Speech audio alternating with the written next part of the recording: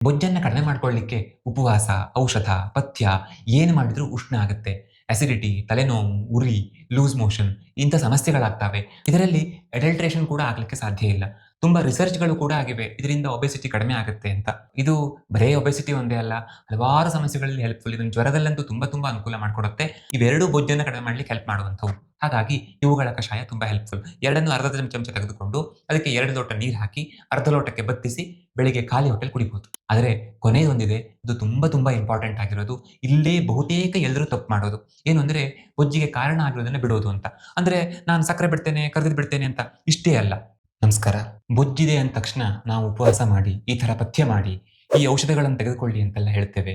ಆದರೆ ತುಂಬಾ ಜನರಿಗೆ ಬೊಜ್ಜಿರುವುದರ ಜೊತೆಗೆ ತುಂಬಾ ಉಷ್ಣತೆ ಕೂಡ ಇರುತ್ತೆ. ಉಪವಾಸ ಮಾಡ್ಲಿಕ್ಕೆ ಹೋದ್ರೆ ಕಷ್ಟ ಆಗುತ್ತೆ, ಸಿಕ್ಕಾಪಟ್ಟೆ ಹಸಿವೆ ಆಗತ್ತೆ, ಪಥ್ಯ ಮಾಡ್ಲಿಕ್ಕಾಗಲ್ಲ.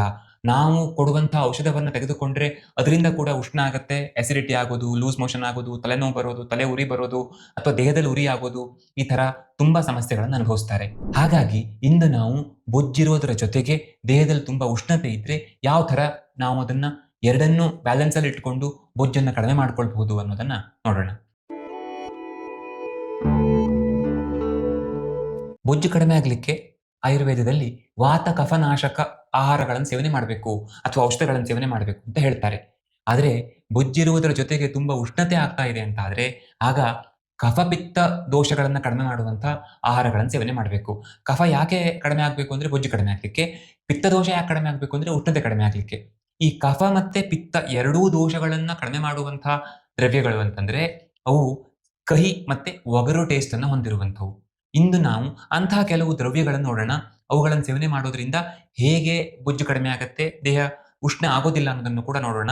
ಜೊತೆಗೆ ಉಷ್ಣ ಆಗ್ತಿರೋದಷ್ಟೇ ಅಲ್ಲ, ಅವರಿಗೆ ಈ ದೇಹಕ್ಕೆ ಆ ಉಷ್ಣತೆ ಕಡಿಮೆ ಆಗಿ ತಂಪು ಅನ್ಸೋದು ಕೂಡ ಸಾಧ್ಯ ಆಗುತ್ತೆ. ಮತ್ತು ಸಾಮಾನ್ಯವಾಗಿ ಎಲ್ಲ ದ್ರವ್ಯಗಳು ಯಾವುದೇ ಸೈಡ್ ಎಫೆಕ್ಟ್ಸ್ ಇಲ್ಲದೆ ಇರುವಂಥವು. ಆದರೂ ಕೂಡ ಈ ತರ ಮನೆಮದ್ದುಗಳನ್ನ ತುಂಬಾ ದಿನಗಳ ಕಾಲ ಮಾಡುವಾಗ ಒಂದ್ಸಾರಿ ಯಾರಾದ್ರೂ ಆಯುರ್ವೇದ ವೈದ್ಯರ ಹತ್ರ ತೋರ್ಸ್ಕೊಂಡು ಮಾಡ್ಕೊಂಡ್ರೆ ತುಂಬಾ ಒಳ್ಳೆಯದು. ಮೊದಲನೇದು ಭದ್ರಮುಷ್ಟಿ. ಇದು ಸಿಕ್ಕಾಪಟ್ಟೆ ಒಳ್ಳೆಯ ಗುಣಗಳನ್ನು ಹೊಂದಿರುವಂಥದ್ದು. ತುಂಬಾ ಕಡಿಮೆ ಬೆಲೆಗೆ ಗ್ರಂಥಿಗಳಲ್ಲಿ ಸಿಗುವಂಥದ್ದು. ಇದರಲ್ಲಿ ಅಡಲ್ಟ್ರೇಷನ್ ಕೂಡ ಆಗ್ಲಿಕ್ಕೆ ಸಾಧ್ಯ ಇಲ್ಲ. ತುಂಬಾ ರಿಸರ್ಚ್‌ಗಳು ಕೂಡ ಆಗಿವೆ. ಇದರಿಂದ ಒಬೆಸಿಟಿ ಕಡಿಮೆ ಆಗುತ್ತೆ ಅಂತ. ಇದು ಬರೇ ಒಬೆಸಿಟಿ ಒಂದೇ ಅಲ್ಲ, ಹಲವಾರು ಸಮಸ್ಯೆಗಳಲ್ಲಿ ಹೆಲ್ಪ್‌ಫುಲ್. ಇದನ್ನು ಜ್ವರದಲ್ಲಂತೂ ತುಂಬಾ ಅನುಕೂಲ ಮಾಡಿಕೊಡುತ್ತೆ. ಅದೇನೇ ಇರ್ಲಿ, ಇಲ್ಲಿ ಯಾಕೆ ಇದು ಹೆಲ್ಪ್‌ಫುಲ್ ಅಂದ್ರೆ ತಿಕ್ತಂ ದೀಪನ ಪಾಚನಂ ಅಂತ ಹೇಳ್ತಾರೆ. ಅಂದ್ರೆ ನಮ್ಮಲ್ಲಿ ಜೀರ್ಣಕ್ರಿಯೆ ತುಂಬಾ ಚೆನ್ನಾಗಿ ಆಗೋ ತರ ಮಾಡುತ್ತೆ. ಜೊತೆಗೆ ಕಹಿ ಗುಣವನ್ನ ಹೊಂದಿದೆ. ಕಷಾಯಂ ಕಫಪಿತ್ತ ಹೃತ್. ಕಷಾಯ ರಸವನ್ನ ಹೊಂದಿದೆ. ಅಂದ್ರೆ ಒಗರು ಟೇಸ್ಟ್ ಅನ್ನು ಕೂಡ ಹೊಂದಿದೆ. ಜೊತೆಗೆ ಕಫಪಿತ್ತ ದೋಷಗಳನ್ನ ಕಡಿಮೆ ಮಾಡುತ್ತೆ ಅಂತ. ಇವೆಲ್ಲ ಗುಣಗಳಿರೋದರ ಜೊತೆಗೆ ಇದು ಬೊಜ್ಜನ್ನ ಕಡಿಮೆ ಮಾಡುವಂತದ್ದಾಗಿರೋದ್ರಿಂದ ತಂಪು ಗುಣವನ್ನ ಹೊಂದಿರೋದ್ರಿಂದ ತುಂಬಾ ಹೆಲ್ಪ್‌ಫುಲ್. ಇದರ ಜೊತೆಗೆ 2 ಚಮಚ ಧನಿಯವನ್ನ ಕೂಡ ಹಾಕೊಳ್ಬಹುದು. ಕೊತ್ತಂಬರಿ ಬೀಜ ಅದನ್ನು ಕೂಡ ಹಾಕೊಳ್ಬಹುದು. ಇದು ಕೂಡ ತಿಕ್ತ ರಸವನ್ನ ಹೊಂದಿರುವಂಥದ್ದು. ಸ್ವಲ್ಪ ಕಹಿ ಟೇಸ್ಟ್ ಅನ್ನು ಹೊಂದಿದೆ. ಜೊತೆಗೆ ಇದು 3 ದೋಷಗಳನ್ನು ನಿವಾರಣೆ ಮಾಡುತ್ತೆ. ಹಾಗಾಗಿ ಇದೆರಡನ್ನೂ ಹಾಕಿ ಇದಕ್ಕೆ 4 ಲೋಟ ನೀರು ಹಾಕಿ ಸಣ್ಣ ಬೆಂಕಿಯಲ್ಲಿ 1 ಲೋಟಕ್ಕೆ ಬತ್ತಿಸಿ ಸೋಸ್ಕೊಂಡು ಕುಡಿಬಹುದು. ದಿವಸಕ್ಕೆ ಯಾವ ಟೈಮಲ್ಲಿ ಬೇಕಾದ್ರೂ ಕುಡಿಬಹುದು. ಜೇನುತುಪ್ಪ ತಗೊಂಡ್ರೆ ಪರವಾಗಿಲ್ಲ ಅಂತ ಅನ್ನುವಂಥವ್ರು 1 ಚಮಚ ಜೇನುತುಪ್ಪವನ್ನ, ಶುದ್ಧವಾದ ಜೇನುತುಪ್ಪವನ್ನ ಈ ಕಷಾಯ ತಣ್ಣಗಾದ ನಂತರ ಹಾಕೊಂಡು ಕುಡಿಬಹುದು. ಅಥವಾ 2 ಚಮಚ ಭದ್ರಮುಷ್ಟಿಯ ಪುಡಿ, 2 ಚಮಚ ಧನಿಯಾದ ಪುಡಿಯನ್ನ ಹಾಕೊಂಡು ಅದಕ್ಕೆ 2 ತಂಬಿಗೆ ನೀರು ಹಾಕಿ ಅದನ್ನ ಸಣ್ಣ ಬೆಂಕಿಯಲ್ಲಿ 1 ತಂಬಿಗೆಗೆ ಬತ್ತಿಸಿ ಸೋಸ್ಕೊಂಡು ಆ ನೀರನ್ನೇ ಬಾಯಾರಿಕೆ ಆದಾಗೆಲ್ಲ ಇಡೀ ದಿನ ಕುಡಿತಾ ಇರಬಹುದು. ಬೇಸಿಗೆಯಲ್ಲಂತೂ ತುಂಬಾ ಚೆನ್ನಾಗಿರುತ್ತೆ. ದೇಹ ತಂಪಾಗಿರುತ್ತೆ. ಬೇಕಿದ್ರೆ ಬೇಸಿಗೆಯಲ್ಲಿ ಇನ್ನೂ ತಂಪಾಗಬೇಕು, ಇನ್ನೂ ದೇಹಕ್ಕೆ ಖುಷಿ ಅನಿಸಬೇಕು, ಒಂಥರ ನಿಮಗೆ ತಂಪು ಫೀಲಿಂಗ್ ಬರಬೇಕು ಅಂತಾದ್ರೆ ಈ ತರ ಕಷಾಯ ಮಾಡುವಾಗ ಒಂದ್ ಸ್ವಲ್ಪ ಲಾವಂಚವನ್ನ ಕೂಡ ಹಾಕಬಹುದು. ಇದನ್ನ ಹಾಕಿ ಈ ತರ ಕಷಾಯ ಮಾಡ್ಕೊಂಡು ಇಡೀ ದಿನ ಬೇಕಾದಾಗೆಲ್ಲ ಕುಡಿತಾ ಇದ್ರೆ ಆಗ ಬೊಜ್ಜು ಕಡಿಮೆ ಆಗತ್ತೆ, ದೇಹ ಕೂಲ್ ಆಗಿ ಕೂಡ ಇರುತ್ತೆ. ಎರಡನೇದು ನೆಲ್ಲಿಕಾಯಿ. ನೆಲ್ಲಿಕಾಯಿಯ ಗುಣಗಳನ್ನು ಎಷ್ಟೊಂದು ಹೊಗಳಿ ಆಗಿದೆ. ಎಷ್ಟೊಂದು ವಿಡಿಯೋಗಳಲ್ಲಿ ನೆಲ್ಲಿಕಾಯಿ ವರ್ಣನೆ ಮಾಡಿದ್ದೇನೆ. ಈ ನೆಲ್ಲಿಕಾಯಿ ಕೂಡ ಹಾಗೆ ತಂಪು, ಜೊತೆಗೆ ಬೊಜ್ಜು ಹೆಚ್ಚಾಗ್ಲಿಕ್ಕೆ ಬಿಡೋದಿಲ್ಲ. ಹಾಗಾಗಿ ನಾವು ನೆಲ್ಲಿಕಾಯಿಯನ್ನ ಸ್ವಲ್ಪ ಹೆಚ್ಚಿನ ಪ್ರಮಾಣದಲ್ಲಿ ದೇಹದಲ್ಲಿ ಡ್ರೈನೆಸ್ ಇಲ್ಲ ಅಂತಾದ್ರೆ ನಾವು ನೆಲ್ಲಿಕಾಯಿನ ಸ್ವಲ್ಪ ಹೆಚ್ಚು ತೆಗೆದುಕೊಳ್ಬಹುದು. ದಿವಸಕ್ಕೊಂದು 3, 4, 5, 6 ನೆಲ್ಲಿಕಾಯಿವರೆಗೆ ತಿನ್ಬಹುದು. ಆ ತರ ದಿನಾಲೂ ತಿಂತಾ ಹೋದ್ರೆ ತೂಕ ಕಡಿಮೆ ಆಗ್ಲೇಬೇಕು. ಅದರಲ್ಲೂ ವಿಶೇಷವಾಗಿ ಈ ಸ್ವಲ್ಪ ಲಘು ಭೋಜನ ಮಾಡಿ ಊಟದ ನಂತರ ನೆಲ್ಲಿಕಾಯಿಯನ್ನು ತಿನ್ಬಹುದು. ಅಂದ್ರೆ ಖಾಲಿ ಹೊಟ್ಟೆಲಿ ತಿನ್ನಬಾರ್ದು ಅಂತಲ್ಲ, ಆದ್ರೆ ಆ ಸಮಯ ಇನ್ನೂ ಹೆಚ್ಚು ಒಳ್ಳೆಯದು ಅಂತ. ಬೆಳಿಗ್ಗೆ ನೆಲ್ಲಿಕಾಯಿಯ ಜ್ಯೂಸ್ ಮಾಡಿಕೊಂಡು ಅದಕ್ಕೆ ಸ್ವಲ್ಪ ಜೇನುತುಪ್ಪ ಹಾಕೊಂಡು ಕೂಡ ಕುಡಿಬಹುದು. ಆದ್ರೆ ನೆಲ್ಲಿಕಾಯಿ ಜ್ಯೂಸ್ ಅಂತಂದ್ರೆ ಆಮ್ಲಾ ಜ್ಯೂಸ್ ಅಂತ ಅಂಗಡಿಯಿಂದ ತಂದುಕೊಂಡು ಸೇವನೆ ಮಾಡೋದು ಬೇಡ. ನೀವು ಬೆಟ್ಟದ ನೆಲ್ಲಿಕಾಯಿಯನ್ನ ತಂದು ಅದನ್ನ ಜ್ಯೂಸ್ ಮಾಡಿ ಸೋಸದೇನೆ ಅದಕ್ಕೆ ಸ್ವಲ್ಪ ಜೇನುತುಪ್ಪ ಹಾಕೊಂಡು ಸೇವನೆ ಮಾಡಬಹುದು. ಇನ್ನೊಂದು ಈ ಶ್ರೀಗಂಧ ಮತ್ತೆ ಅಮೃತ ಬಳ್ಳಿಯ ಜೋಡಿ. ನಾನು ತುಂಬಾ ಹೇಳಿದ್ದೇನೆ ಏನ್ ಮಾಡ್ಬೇಕು ಅಂತ ಕನ್ಫ್ಯೂಸ್ ಆಗ್ಬಹುದು. ಯಾವ್ದಾದ್ರು ಒಂದನ್ನು ಮಾಡಿ. ಈ ನೆಲ್ಲಿಕಾಯಿಯನ್ನಂತೂ ಆರಾಮಾಗಿ ಮಾಡಬಹುದು. ಯಾವುದೇ ಮಾಡಿದ್ರ ಜೊತೆಗೆ ನೆಲ್ಲಿಕಾಯಿ ಸೇವನೆಯನ್ನಂತೂ ಖಂಡಿತ ಮಾಡಬಹುದು. ಎಲ್ಲದನ್ನೂ ಕೂಡ ಸ್ವಲ್ಪ ಸ್ವಲ್ಪ ಪ್ರಮಾಣದಲ್ಲಿ ಸೇವನೆ ಮಾಡಿದ್ರೂ ಏನೂ ತೊಂದರೆ ಇಲ್ಲ. ಈ ಶ್ರೀಗಂಧ ಶುದ್ಧವಾದ ಶ್ರೀಗಂಧ ಆಗಿರಬೇಕು. ಶ್ರೀಗಂಧ ಅಂತ ಯಾವ್ಯಾವುದೋ ಕೊರಡನ್ನ ಕೊಡ್ತಾರೆ. ನಿಮಗೆ ನಿಜವಾಗ್ಲೂ ಗೊತ್ತಿದೆ ಇದು ಶುದ್ಧವಾದ ಶ್ರೀಗಂಧ ಅಂತ ಆದ್ರೆ, ಅಥವಾ ಯಾರಾದ್ರೂ ಹಳ್ಳಿಯಲ್ಲಿ ಇರುವಂತವ್ರು ಕೊಡ್ತಾರೆ ಅಂತ ಆದ್ರೆ, ಅದನ್ನ ತಂದು ಅದನ್ನ ಚಿಕ್ಕ ಪೀಸ್ ಸಿಕ್ಕರೂ ಸಾಕು ನಿಮಗೆ. ಅದನ್ನ ತೆಗೆದು 1 ಚಮಚದಷ್ಟು ತೆಗೆದುಕೊಳ್ಬಹುದು. ಅಥವಾ ಒಂದು ಸಣ್ಣ ಸಣ್ಣ ಪೀಸ್ ಮಾಡಿ ಅದನ್ನ ಹಾಕ್ಕೊಳ್ಬಹುದು. ಒಂದು ಪಾತ್ರೆಗೆ ಹಾಕ್ಕೋಬೇಕು. ಒಂದು ಅರ್ಧ ಚಮಚದಷ್ಟು. ಅದಕ್ಕೆ ಅಮೃತ ಬಳ್ಳಿ ಒಂದು ಅರ್ಧ ಚಮಚ ಹಾಕಬೇಕು.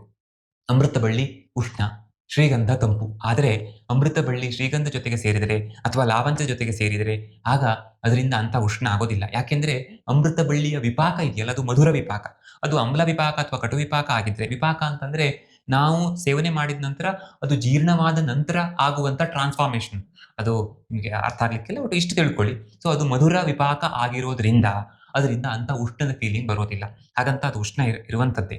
ಬಟ್ ಇವುಗಳ ಜೊತೆಗೆ ಸೇವನೆ ಮಾಡಿದಾಗ ಅದು ನಮಗೇನು ಉರಿ, ಆಮಶಂಕೆ, ಹೊಟ್ಟೆಯಲ್ಲಿ ತ್ರಾಸು, ತಲೆನೋವು, ತಲೆ ಉರಿ ಅಂಥದ್ದೆಲ್ಲ ಹೇಳ್ತಾರಲ್ಲ, ಅಂತ ಎಲ್ಲ ಕಂಡೀಷನ್ ಹೆಲ್ಪ್ ಆಗುತ್ತೆ. ನಿಮ್ಗೆ ಆಶ್ಚರ್ಯ ಆಗ್ಬೋದು. ನಾವು ತುಂಬಾ ಉರಿ ಉರಿ ಅಂತ ಹೇಳೋದ್ರ ಜೊತೆಗೆ ಅವ್ರಿಗೆ ಅಗ್ನಿಮಾಂದ್ಯ ಇದೆ ಅಂತ ಆದ್ರೆ ಬಹಳಷ್ಟು ಕಂಡೀಷನ್‌ನಲ್ಲಿ ಈ ಅಮೃತ ಬಳ್ಳಿಯನ್ನು ಕೊಡ್ತೇವೆ ಅಥವಾ ಗುಡುಚ್ಚಾದಿ ಕಷಾಯವನ್ನ ಕೊಡ್ತೇವೆ. ಇಲ್ಲೇನು ಅಂತಂದ್ರೆ ಜೀರ್ಣಕ್ರಿಯೆ ಚೆನ್ನಾಗಾಗ್ಬೇಕು, ಜ್ವರ ಸರಿಯಾಗ್ಬೇಕು, ಆದ್ರೆ ದೇಹಕ್ಕೆ ತಂಪಾಗ್ಬೇಕು. ಅಂತ ಕಂಡೀಷನ್‌ನಲ್ಲಿ ಏನು ಅಮೃತ ಬಳ್ಳಿ ತುಂಬಾ ಹೆಲ್ಪ್ ಆಗುತ್ತೆ. ಗುಡುಚದಿ ಕಷಾಯವನ್ನ ಹೇಳುವಾಗ ದಾಹ ತೃಷ್ಣಘ್ನಂ ಅಗ್ನಿಕೃತ್ ಅಂತ ಹೇಳ್ತಾರೆ.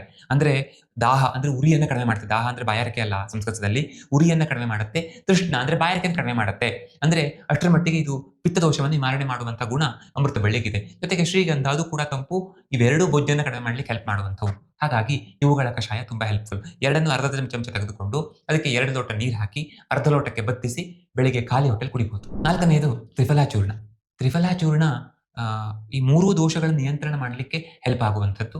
ಸಾಮಾನ್ಯವಾಗಿ ಇದರಿಂದ ಉಷ್ಣ ಆಯ್ತು ಅಂತ ಹೇಳುವಂಥವ್ರು ತುಂಬಾ ತುಂಬಾ ಕಡಿಮೆ. ಕೆಲವೊಬ್ಬರಿಗೆ ಹೊಟ್ಟೆಯಲ್ಲಿ ಏನೋ ಚೂರ್ಪಾರು ವ್ಯತ್ಯಾಸ ಅನ್ನಿಸಬಹುದು. ತೀರಾ ಅಪರೂಪಕ್ಕೆ ಎಲ್ಲೋ ಸಾವಿರಕ್ಕೊಬ್ಬರಿಗೆ ಮಾತ್ರ ಆ ಥರ ಆಗುತ್ತೆ. ಈ ತ್ರಿಫಲಾ ಚೂರ್ಣವನ್ನ 1 ಚಮಚ ಅಥವಾ 1 1/2 ಚಮಚ ರಾತ್ರಿ ಬಿಸಿನೀರಿಗೆ ಹಾಕೊಂಡು ಕುಡಿಬಹುದು. ಅಥವಾ ಬೆಳಿಗ್ಗೆ ಉಗುರು ಬೆಚ್ಚಗೆ ನೀರಿಗೆ 1 ಚಮಚ ತ್ರಿಫಲಾ ಚೂರ್ಣವನ್ನ ಹಾಕಿ ಅದಕ್ಕೊಂದು ಸ್ವಲ್ಪ ಜೇನುತುಪ್ಪವನ್ನ ಹಾಕೊಂಡು ಸೇವನೆ ಮಾಡಬಹುದು. ಅರೆ ಜೇನುತುಪ್ಪ ಹೇಳ್ತಾ ಇದ್ದೀರಲ್ಲ, ಜೇನುತುಪ್ಪದಿಂದ ಉಷ್ಣ ಆಗಲ್ವಾ ಅಂತ ನೀವು ಕೇಳ್ಬೋದು.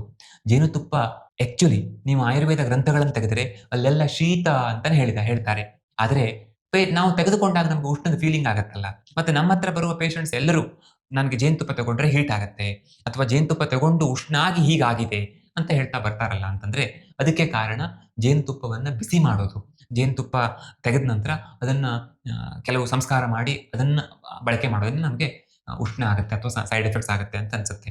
ಹಿಂದೆಲ್ಲ ಜೇನನ್ನ ಈ ಹೆಜ್ಜೆನನ್ನ ಕೊಯ್ದ ನಂತರ ಆ ರಸವನ್ನ ಹಿಂಡಿದ ನಂತರ ಕುಡಿತಿದ್ರಂತೆ.